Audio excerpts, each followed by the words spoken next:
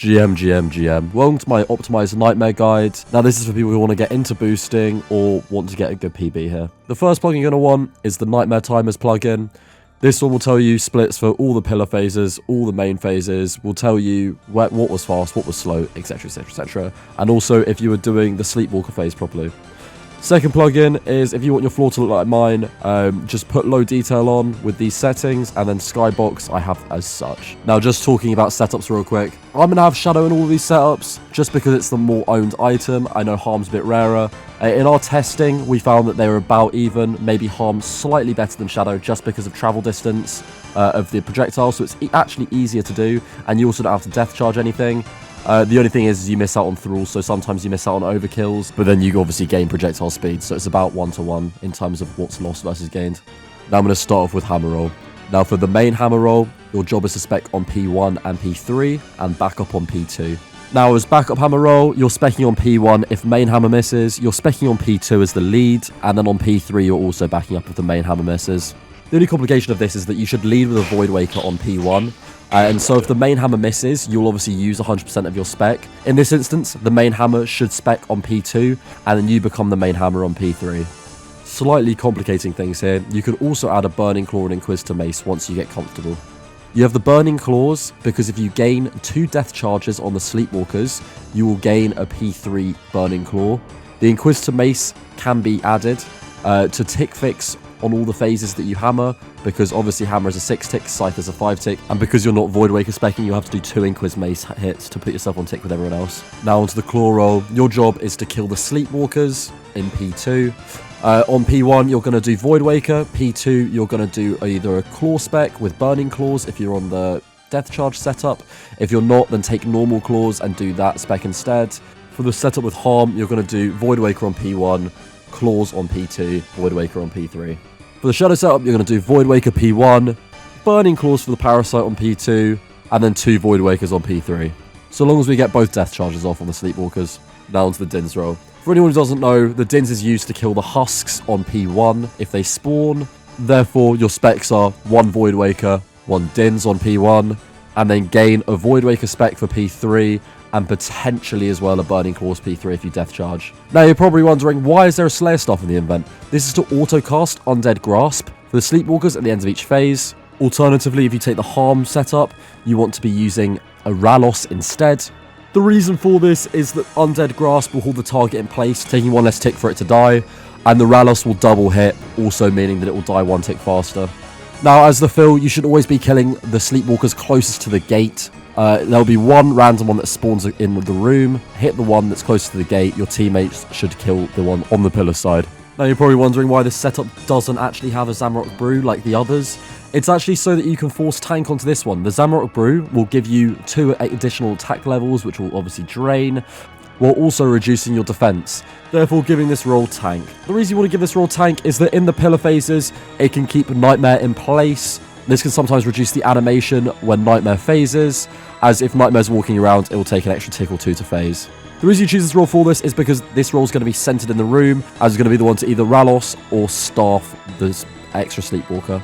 Now just for the example killers starting, I'm just going to quickly explain why we're using the Sulphur Blades. It's to 2-hit, the same reason as we're using the Undead Grasp and the Ralos. It is just so that it double hits and the Sleepwalkers actually die a tick faster.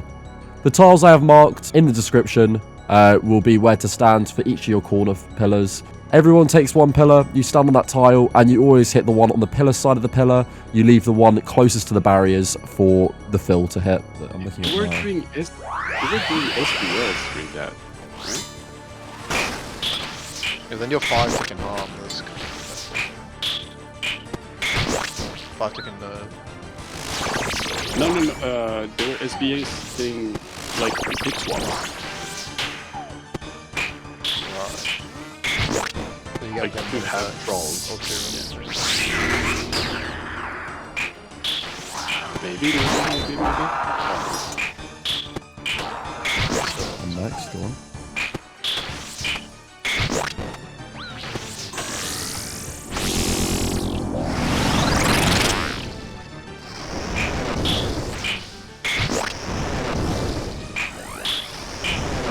Northeast detail. Oh my god. It didn't die. It's still Just slow. Oh, just tap me, surely. No. 16-8 pillars. Pretty good. Oh, there's loads of animation shit afterwards. No, I can't put 2 of them. 11-4 is perfect, right? I'm not ready.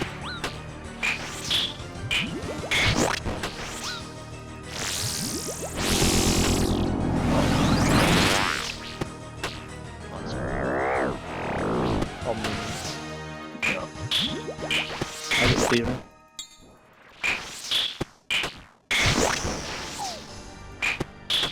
Early we can for the parasites.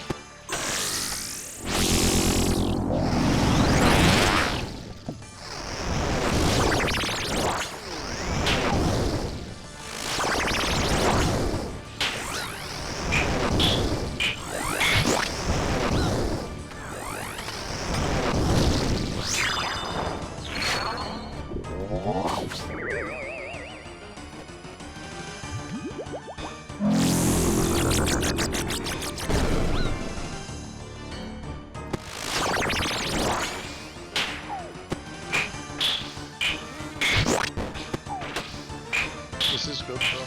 I'm not close to spec. No! You suck.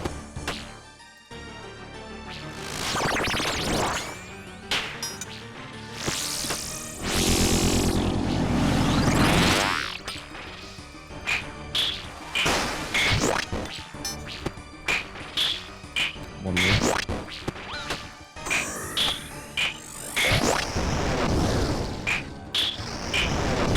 Better than our other one. Yeah, I think so.